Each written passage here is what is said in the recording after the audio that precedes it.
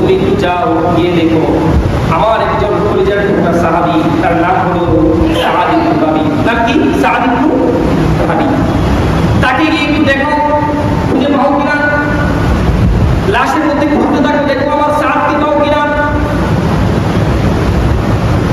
যায়েদ বিন সাবিত রাদিয়াল্লাহু আনহু বলেন, আমি লাশ তালাশ করার জন্য বের হলাম।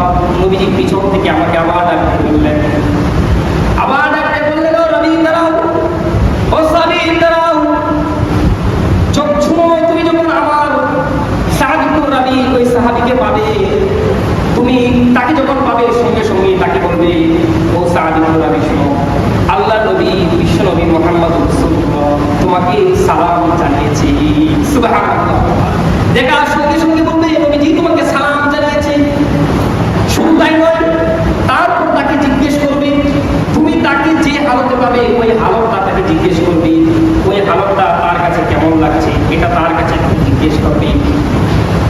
যায়েদ বিন সাবিত রাদিয়াল্লাহু আনহু বলেন, আমি খুঁজতে খুঁজতে গিয়ে দেখলাম 70টারও বেশি তীর ওনার শরীরের মধ্যে বিদ্ধ হয়ে আছে।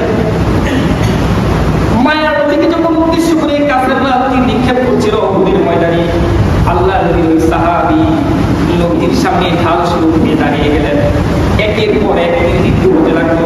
70টারও বেশি তীর ওনার শরীরের মধ্যে জখম হয়ে গেল, জমিনের মধ্যে পড়ে আছেন।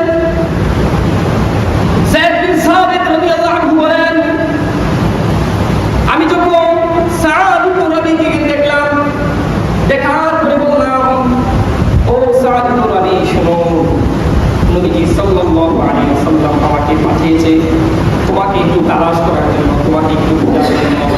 শোনো, নবীজি তোমাকে সালাম জানিয়েছি। সুবহানাল্লাহ। নবীজির পক্ষ থেকে সালামের কথা শুনে ইতিহাস বলে লেখেন, আল্লাহ নবীর ওই সাহাবী 70টারও বেশি তীরের আঘাত শরীরের মধ্যে বিদ্ধ অবস্থায় রক্তাক্ত দেহ নিয়ে কেমন জানি নবীজির সালামের কথাটা শোনা মাত্রই আবার পুনর্জীবিত হয়ে গেলেন। উনি সঙ্গে সঙ্গে বললেন, ও যায়েদ বিন সাবিত শোনো, আমার নবীকেও গিয়ে আমার পক্ষ থেকে সালাম দিবে। তারপরে বলে, শোনো, এখানেই শেষ নয়, তুমি যেহেতু নবীর পক্ষ থেকে সালাম নিয়ে এসেছো, আমিও তোমাকে সালাম দিলাম। এবার যায়েদ বিন সাবিত বলল, নবীজি আমাকে আরেকটা বিষয় জানার জন্য বললো, এই যে তুমি রক্তাক্ত দেহ নিয়ে জমিনের মধ্যে শুয়ে আছো, তোমার এই অবস্থাটা কেমন, তোমার এখন কেমন লাগছে? আল্লাহ নবীর সাহাবী বলিষ্ঠ কণ্ঠে আওয়াজ দিয়ে বলল, ও যায়েদ বিন সাবিত শুনো, যদিও আমাকে দেখে মনে হচ্ছে আমি রক্তাক্ত দেহ নিয়ে জমিনের মধ্যে ঘোরাঘুরি করছি, কিন্তু আমার নবীকে গিয়ে বলবে, শুনো, আজকুর রিহাল জান্নাত, আমি উহুদের প্রান্তর থেকে সরাসরি আল্লাহর তৈরি জান্নাতের গান উপভোগ করছি। সুবহানাল্লাহ। যুদ্ধের ময়দানে রক্তাক্ত দেহে ডুবে ঘুরে দুনিয়া থেকে চলে যাবেন, ওই মুহূর্তে বলছেন কি, যে আমার নবীকে গিয়ে বলবে, আমি এই উহুদ প্রান্তরের মধ্যে, আমি এখান থেকে সরাসরি আল্লাহর তৈরি, আল্লাহ যে আমার জন্য জান্নাত তৈরি করে রেখেছেন, সেই জান্নাতের গান আমি উপভোগ করছি। সুবহানাল্লাহ। কেমন দেখেন নবীর প্রতি মহব্বত,